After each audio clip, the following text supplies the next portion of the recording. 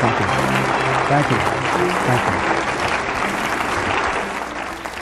you. We've been going through several stages. We talked about self-awareness. Who am I? Asking that central question in one's life. Looking at your strengths and your weaknesses. Getting some evaluation, determining what it is you want out of life. Then we went to the next level of what?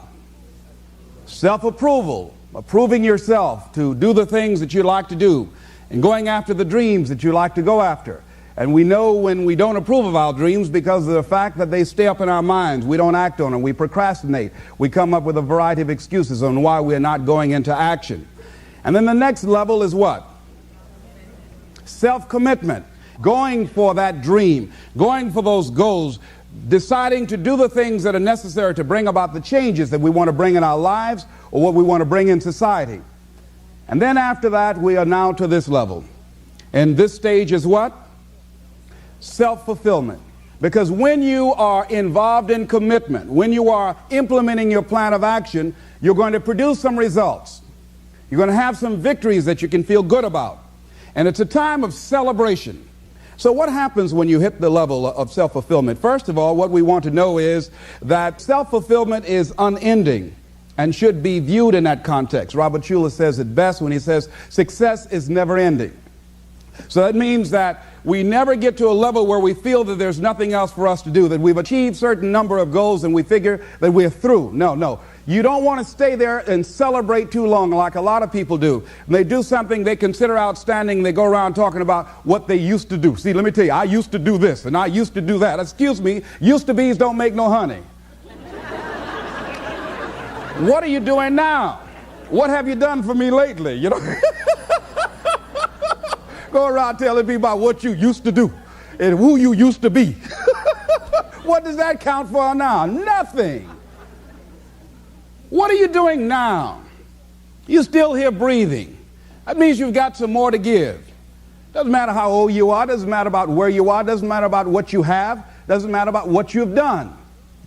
Life is about growing, it's about being productive, it's about stretching, it's about challenging yourself. So you start looking around and decide, hey, what else do I want to do? What got me here? It's a time for celebration, but also a time for reflection. What got me here? What worked? What did not work? What do I need to do to repeat so that I can get the same kind of results in other areas of my life? If the goal is to improve my health, if the goal is to improve my relationship, if the goal is to improve my income, if the goal is to improve something in society, what is it I need to do? Now, don't get confused with what you do with who you are. Don't trip.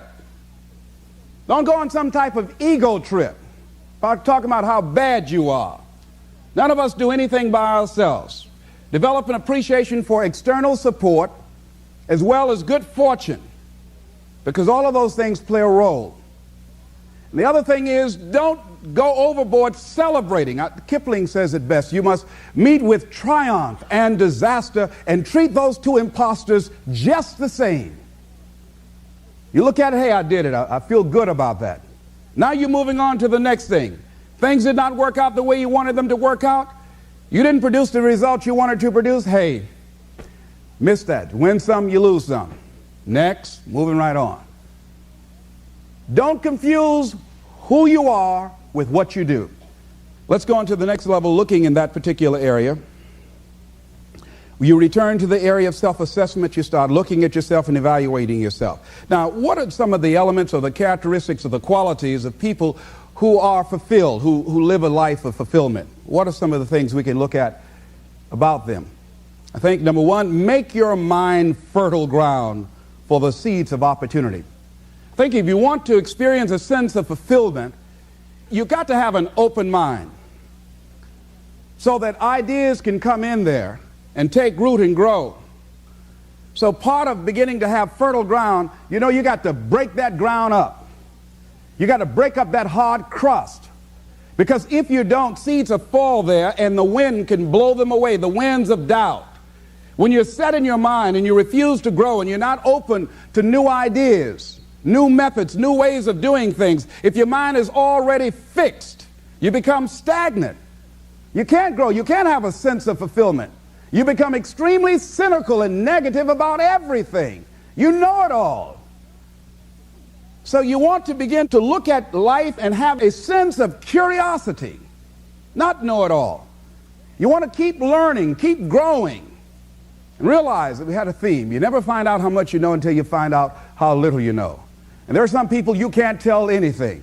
They have all the answers. Oh, I've already done that.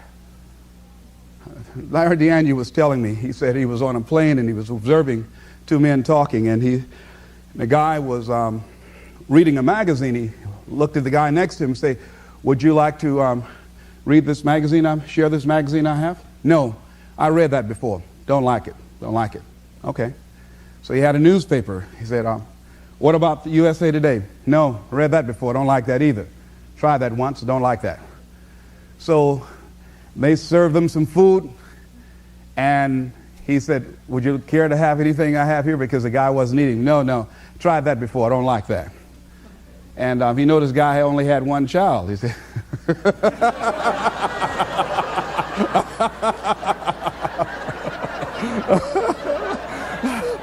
what Larry was trying to say is that a lot of people go through life prejudging things. How many of you don't like buttermilk? Raise your hands, please. How many of you raise your hands and never taste buttermilk, please? And I'm one of them. I just don't like the way it looks, all right? I might be missing out on something, all right? So many of us count ourselves out of things prematurely. You don't know what the possibilities are up in there. So you want to be open, you want to continue to learn, you want to continue to grow, you want to begin to know that there are unlimited ideas out here waiting for you to latch on to them. And if you don't take advantage of them when they come your way because you're so closed-minded, do understand somebody else will. And we've all had ideas that we did not act on and looked around and somebody else had the idea and gone with it. So be open and receptive. Next thing, in order to live a fulfilling life, become involved in life.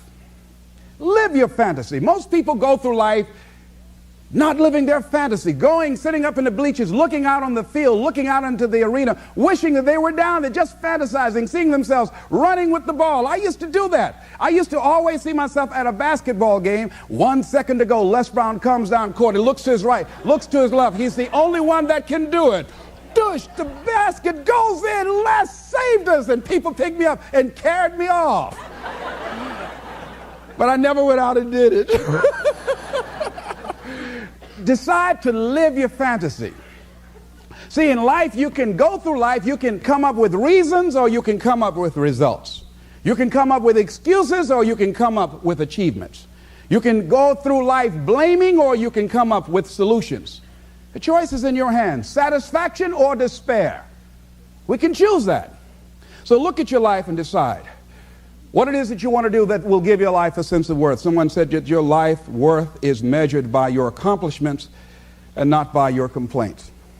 If you want to have a fulfilling life, decide not to make your life predictable. See, some people, their lives are very predictable. They got a little routine, they do that, and they follow that day in and day out, day in and day out. You don't get much juice and happiness out of life like that if you're predictable. You want to change it up. Variety most certainly is the spice of life. Here's something else. Want to create a greater sense of fulfillment? Challenge your fears. Challenge them. Look those fears in the face and take them on. Don't allow them to rule you. Decide that you're going to take some chances. A friend of mine by the name of Adrian, he said one day he decided to have a day of challenge. So he and a friend went to Cedar Point. So he's always been afraid of certain rides. So he said on this particular day, he said he decided that he was going to go on the most dangerous rides at Cedar Point. So they went around looking at all the rides, and so the young lady that he was with said, that's the one there. That's it. He said, why that one? He said, well, she said, I read about it in the newspaper. Said 2 people were killed last year on that. He said, yes, that's the one I want. That's the one, you know. So he got in the line and said it was a long line. Had to wait in line for about 2 hours. And Adrian said while he was in line, and as they started getting closer, He said he started doubting himself. Well, maybe I should not do this. Maybe. So she says, no, come on, get back in line. He said, no, I changed my mind. I don't want to do this. I don't have to have the most dangerous ride. He said he started visualizing himself being thrown out of this big ride, and his name on the front page of the newspaper after being splattered against a wall or something. So he just started saying, no, I don't want to do it. But his friend insisted, no, come on, Adrian, we said we were going to do it. We were going to confront our fears today. Come on, just stay in line. So he kept on. He said he was arguing with her the whole time. They got up there, and the guy said, okay, next. He said, no, I just decided to change my mind. She said, come on. She pushed him. They went there, and he got in the little seat, and they strapped him in. And as they began to move, he said, wait a minute, I want to get out. But it was too late. So they started taking him up. He says, oh, no, please, I got a bad heart. Let me out. And he was up there, and he was gone. He said he screamed all through that ride. His friend was laughing. Her wig came off. Before they finished, he'd lost his partial. When he got off, he was gumming it.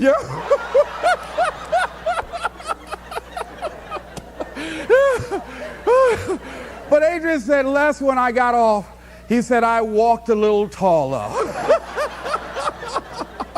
And he said he felt good inside. And one of the things he said, hey, it wasn't that bad after all. And we've all had experiences, things that we dread doing. And when we finally did it, we say, hey, it wasn't as bad as I thought it was going to be. Raise your hand if you ever had that experience before. Hey, I just thought I'll die if I did this. I didn't die. I'm still here. And ladies and gentlemen, that's what most people miss out of life. You've got to be willing to risk. If you're not willing to risk, you can't grow in life. Life has no power when you're not willing to risk. Somebody wrote this, and it was given to me. It said, to laugh is to risk appearing the fool. To weep is to risk appearing sentimental. To reach out for another is to risk involvement. To expose feelings is to risk exposing your true self. To place your ideas, your dreams before a crowd is to risk their loss. To love is to risk not being loved in return. To live is to risk dying. To hope is to risk despair. To try is to risk failure. But risk must be taken, because the greatest hazard in life is to risk nothing. The person who risks nothing, does nothing, has nothing, is nothing. They may avoid suffering and sorrow, but they cannot learn, feel, change, grow, love, and live. Chained by their certitudes, they are a slave. They have forfeited their freedom. Only a person who risks is free. I'm reminded of a missionary who had gone to Africa to work with a certain tribe. They were called the Headhunters. And there was a reporter observing him, and for a long period of time he had a limited relationship with him. They would not take him in. And he said because he was tentative and hesitant and fearful, he didn't want to risk having a relationship with him because he didn't want to mess around and have his head taken off. He had this fear, and obviously it showed, and the tribesmen sensed it. So one night he was sleeping, and he made a decision, because the reporter came back and saw him, and he had an incredible relationship with the tribesmen, these headhunters. The guy said, what happened? How did you convert the distance, the hostility, into a warm, close relationship? He said, I had a dream one night. He said, I was thinking, and he said, I dreamed. He said, what's my passion? What's my life goal? He said, I always wanted to be a missionary. And he said, this is the work I love. And he said, in the dream, he asked himself, how much do you love it? I said, I'm willing to die for this dream. And he said, and he thought about that when he woke up, that he loved doing this so much that if it was in fact his passion, that it was in fact his life's work, he's willing to die for it. And so therefore, he said, he had no longer any fear of death. And he went in there and started working with them. And obviously, they picked that up. And he said something else that was profound. He said, when you no longer fear dying, what else can life threaten you with? What else? See, when you are willing to risk all of it. When you're making that kind of commitment, somebody always defined commitment, I love it. Said next time you have bacon and eggs, look at it, say the chicken was involved, but the pig was committed.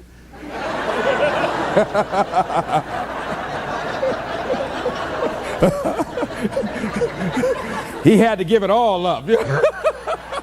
See, when you're willing to give it all up,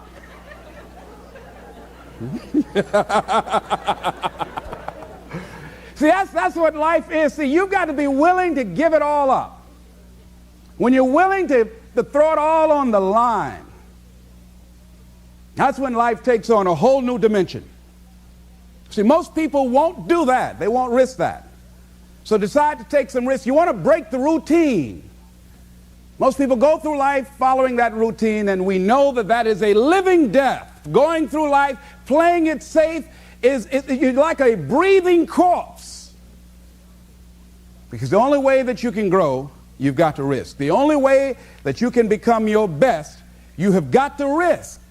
You've got to challenge yourself. You've got to venture into the unknown. You've got to take some chances.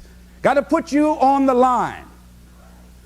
So in order to have that sense of fulfillment, getting out of your comfort zone, as you get out of your comfort zone, you expand your whole life.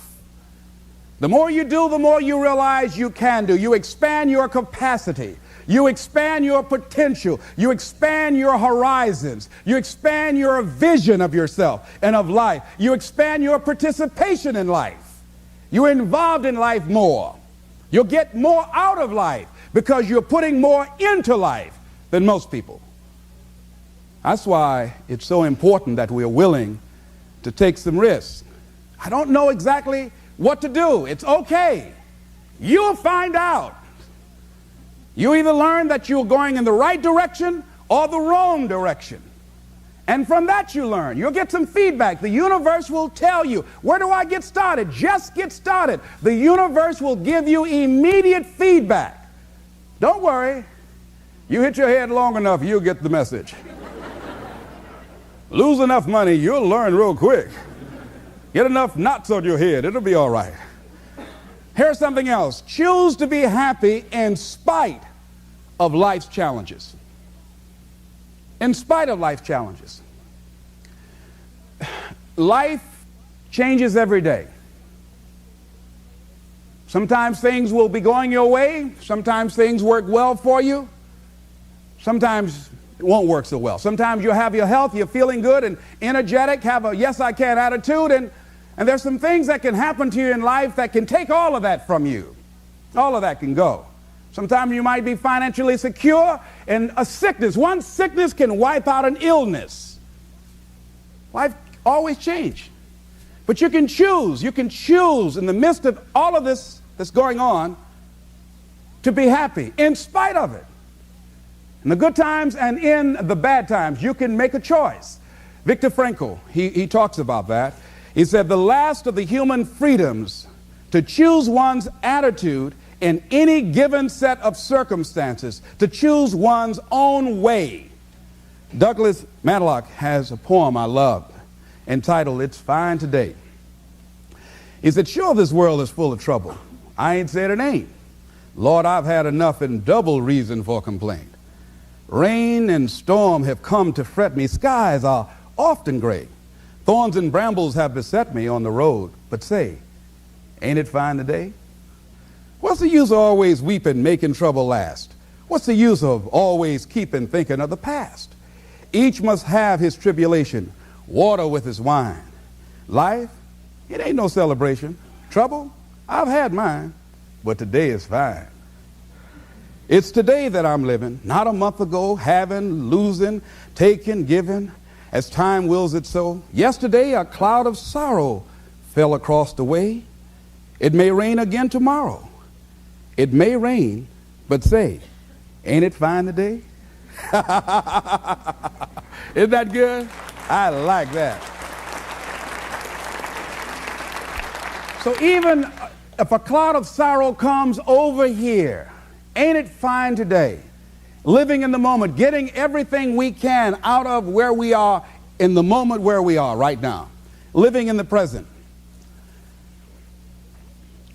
The other thing is willingness to let people and things go. You want to live a life of fulfillment. You've got to be willing to let certain people go in your life, especially if they want to go.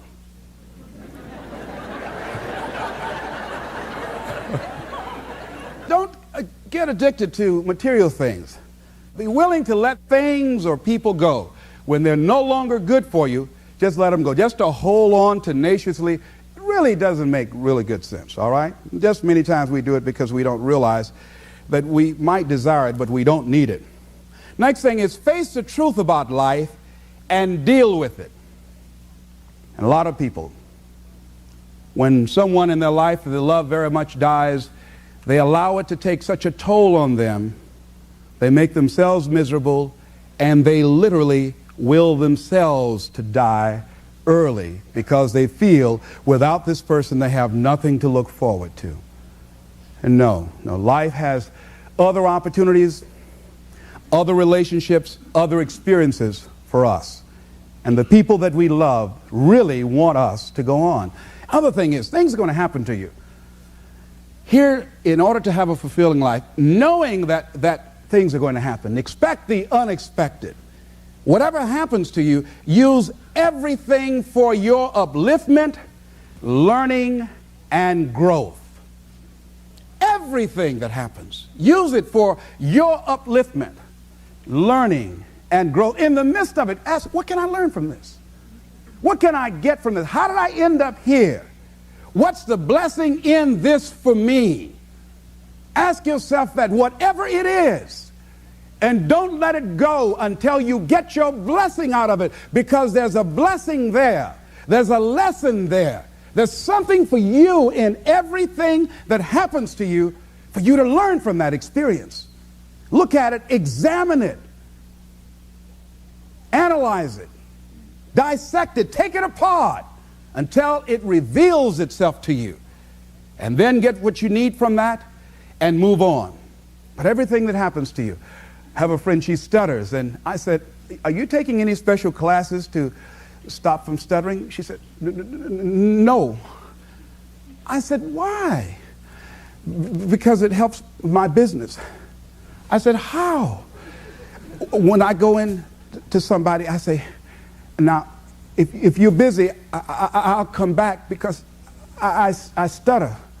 And they used to say, oh, no, you can tell me right now. And then she say, well, this is my product. And she said, after she goes through it, and if they say no, she said, well, you didn't understand.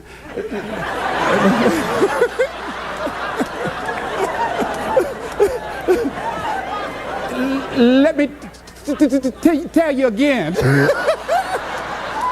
And they say, oh, no, that's all right. How much you said it is?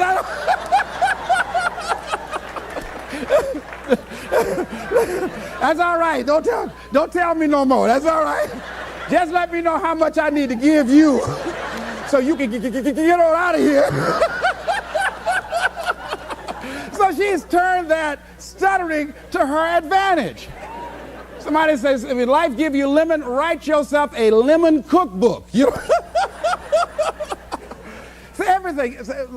I have people say to me, hey, I really feel sorry, for you. The fact, it's a shame they labeled you educable mentally retarded. I said, it's okay. I've told this story before. AT&T, Procter & Gamble, McDonald's Corporation, Xerox, they pay a whole lot of money to head, too. What would I have to say if they hadn't done that? Whatever happens to you, turn it to your advantage. So I have now made that a blessing for me as opposed to a handicap. I went and proved them wrong by engaging in self-study and consciously working to develop myself. So now they have to ask themselves, what were we thinking about when we labeled this guy? What was going on? And then there are people who look at me and say, wait a minute, this guy, he was labeled it, what? Retarded, you got to be kidding. If he's done what he's done, what can I do with what I've got?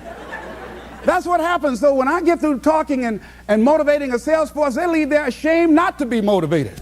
Say, that retarded guy can do it. I know I got to do something. They're ready to run out the room, I got to do something up in here.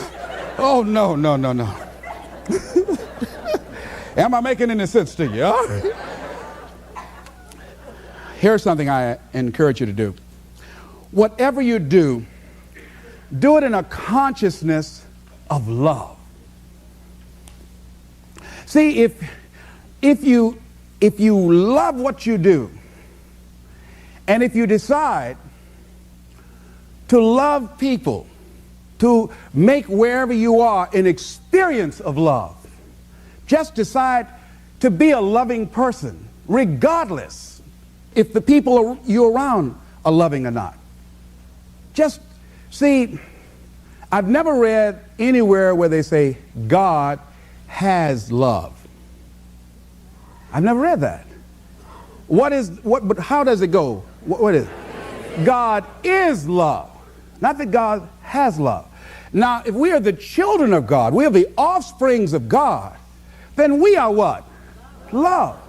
See, love is not an emotion. Love is not something you can give. You can't give love. You must be love. You've got to be a loving person. So as you operate in that consciousness, and this comes not just overnight with enlightenment or insight or just someone recommending that, but with practice.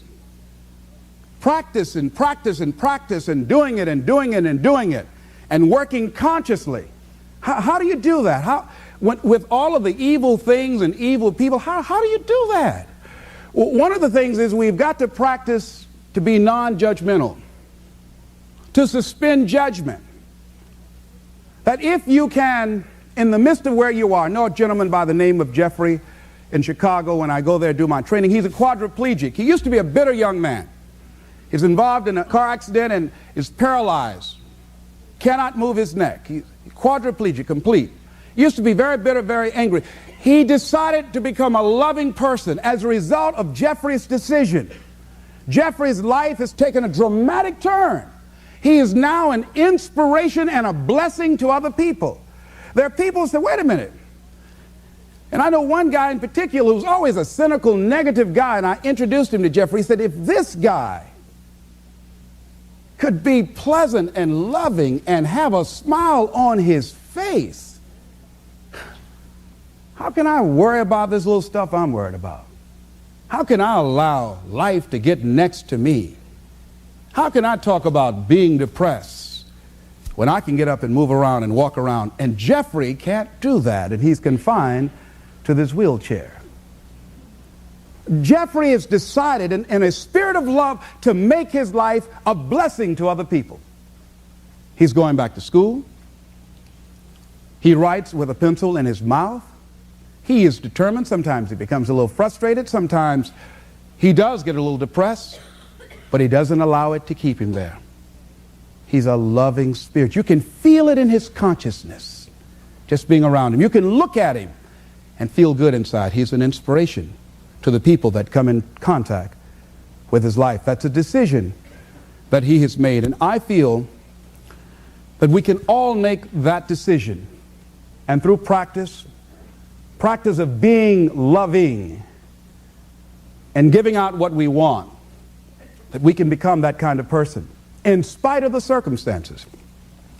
Emmett Fox said, love is absolutely invincible. He said that there is no difficulty that enough love will not conquer, no disease that enough love will not heal, no door that enough love will not open, no gulf that enough love will not bridge, no wall that enough love will not throw down, no sin that enough love will not redeem. It makes no difference how deeply seated may be the trouble, how hopeless the outlook, how muddled the tangle, how great the mistake, a sufficient realization of love will dissolve it all. If only you could love enough, you would be the happiest and most powerful being in the world. And he ends it in a scripture that says, God is love, and he that dwelleth in love dwelleth in God, and God in him. Decide to be a loving experience in life. That whatever work you have to do, do it lovingly. That whatever relationships that you have, just decide to be more loving, more giving, more caring, more concerned, more sensitive than you've ever been before. But what if you don't get it back? It would be great if you get it back. It would be great. But don't count on it. You might get it back and you might not. But don't let someone else determine who you're going to be. Be who you are. Give what you want. Why? Because you want it back? No. Do it because that's who you are. Do it because that's how you've decided to live your life. Do it because it gives your life a sense of fulfillment and worth and self-respect. When we get off center, when we allow people or circumstances to determine whether or not we are loving because of the way they treat us or because of what we are experiencing, then we are not operating at cause in our lives. We are not controlling our destiny. We're not determining what happens to us and for us. And that's the power that we have been given, the power to choose ye this day whom you will serve. Who will you serve? Those negative feelings and emotions, anybody can hate. Anybody can be revengeful. Some people rather get revenge than get ahead in life. Anybody can do that. Anybody can hold a grudge. Doesn't take any greatness on that. Don't need any motivation and encouragement to hold a grudge. Have some resentment in your heart and some bitterness. But the real challenge about growth and moving into your greatness, it's about being who you are, being true to you. I say, as you look at life, here's something I like what Charles Fillmore said at age 94. I fairly sizzle with zeal and enthusiasm as I spring forth with a mighty faith to do the things that ought to be done by me. I spring forth with a mighty faith to do the things that ought to be done by me. And I say, as you go toward your goals and your dreams, spring forth with a mighty faith to write the book that ought to be written by you, to sing the song that ought to be sung by you, to start the business that ought to be started by you, to help the people that ought to be helped by you, to make the difference in our society that ought to be made by you. Determine, what is my life work? What is the work that I ought to do? How is it that I can make my life a great experiment? How is it that I can make the contribution that I showed up to give? Something that when I go to sleep at night, I can feel good within myself and know that I've given life my very best. And one last step, I think, in the area of self-fulfillment, and that is that you must live in a spirit and an attitude of gratitude. There's so many things, ladies and gentlemen, that we take for granted. So many things. As I look at my life, there are a lot of things I know I could have done, and I haven't done them, but I've also done some things, and I'm thankful. There are a lot of things that we need to be thankful for. They're big things, they're little things. I'm thankful for my health. I'm thankful for my children. I'm thankful for my mother. I'm thankful for you. I'm thankful for the life that I live and for the people who have enriched my life, who have contributed to my being who I am.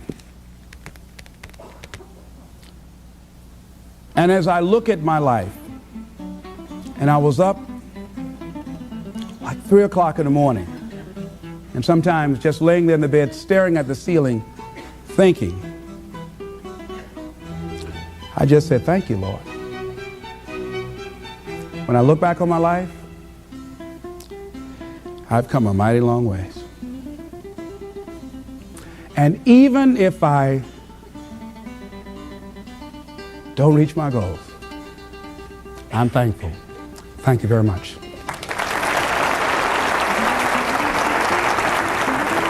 Thank you. Thank you. Thank